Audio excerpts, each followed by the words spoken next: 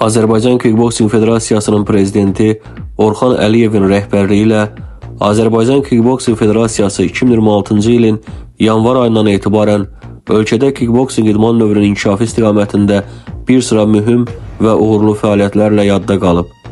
Federasiyanın fəaliyyəti bu müddət ərzində həm idmanın kütləviliyinin artırılması, həm də peşəkar idmançıların hazırlanması istiqamətində ardıcıl və məqsədyönlü şəkildə davam etdirilib.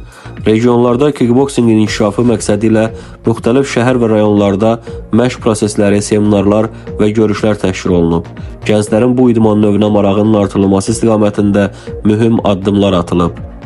Eyni zamanda beynəlxalq yarışlara hazırlıq çərçivəsində idmançılar üçün təlim məşq toplanışları təşkil edilib. Onların peşəkar hazırlıq səviyyəsinin artırılması diqqət mərkəzində saxlanılıb.